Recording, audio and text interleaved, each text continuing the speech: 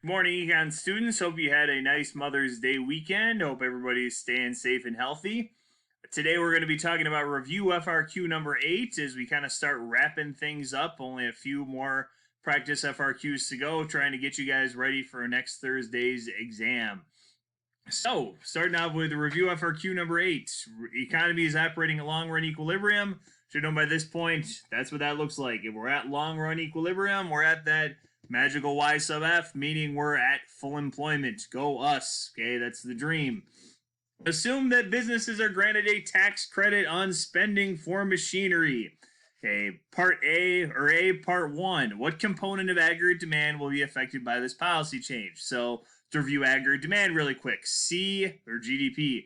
C, I, G, and X. C is you guys, consumers. You guys buying stuff like waffles. I, that's businesses, investment.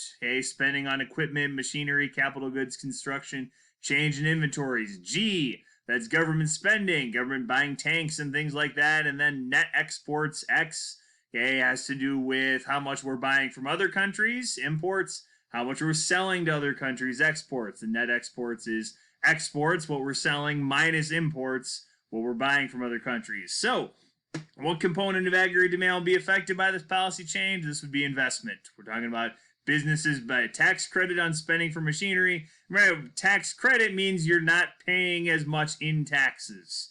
Okay, so if you have a tax credit on something, you kind of, this is the idea of a write-off. You can say, I've spent $8,000 on, I don't know, sewing machines for my clothing company. I no longer have to pay taxes on that $8,000. So I would be more likely to invest, more likely to spend. So this is investment. Part 2, explain the effect of the business sector's response on the real interest rate. I think this is a go-to thing to think about. When we're talking about real interest rates, that's the loanable funds market.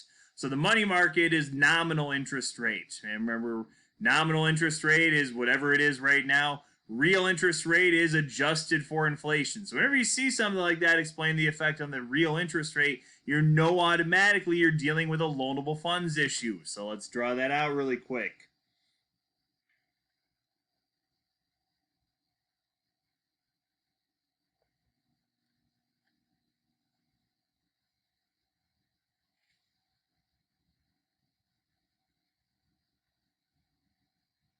Okay, so here's your loanable funds market.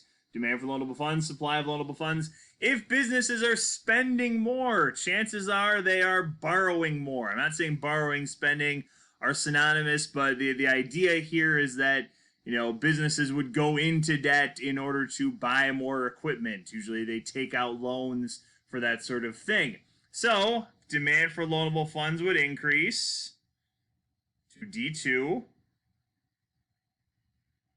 And the question is, what happened to real interest rates? Well, real interest rates went from I1 to I2. So the answer to A part 2, real interest rates increased.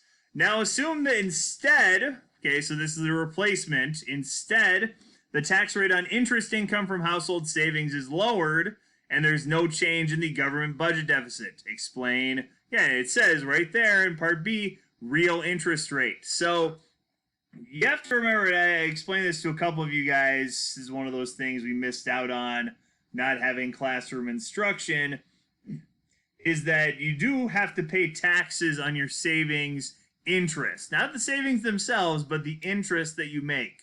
So, if you only have $10 in savings, that's probably not a big deal, okay? But, if you have a substantial savings account, say a couple $100,000, and that's earning several percent, let's say it's a CD, a certificate of deposit, and you're earning several percent interest, let's say 5%, and you have a $100,000 savings account, you'd have to pay taxes on that $5,000 that you'd earn, 5% of $100,000 being $5,000.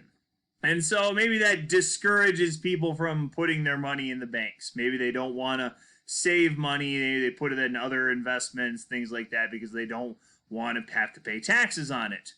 So if we lower taxes on the interest income that we're earning, let's say from, a 15% capital gains tax to now we only have to pay like 1%, people will more likely save their money. Okay, they're motivated because they don't have to pay as many taxes on it. So, if that's the case, don't have to pay as many taxes on it, you're more motivated to save, savings will increase. And if savings increase, remember, savings are a key component of supply of loanable funds.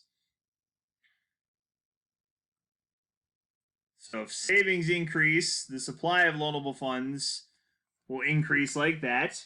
If the supply of loanable funds increases, part 2, real interest rates go down. You go from I1 to I2. Part C, what will happen to our production possibilities curve? Well, this has been on, I think, let's see, of the 12 FRQs we've done, the 4 from Unit 5 and the 8 here, this has probably come up on half of them. We're talking about economic growth. And low interest rates are good for economic growth. Low interest rates lead to more capital investment, more machinery, more equipment, more production. That means more stuff gets produced. Larass shifts to the right, and in this case, we're asking about PPC. Well, a production possibilities curve would shift outward. And remember, those two are pretty synonymous. When we're talking about economic growth, you can demonstrate it a few different ways. And remember that low interest rates help economic growth. Okay, due to more investment in the long, more investment in the short run affects aggregate demand. Okay, more investment in the long run affects Larass, long run aggregate supply. So low interest rates equal Larass shifting to the right, PPC shifting outward. And if we're looking at the long run Phillips curve, it actually shifts to the left because lower natural rate of unemployment is a result of economic growth. So make sure you review those concepts. The Unit 5 College Board video is posted today. Those of you watching, let me know if there's any questions or if you need help on anything or if there's any units you want me to cover in these videos. I'll do it. I got the time. Have a wonderful Tuesday. See you tomorrow.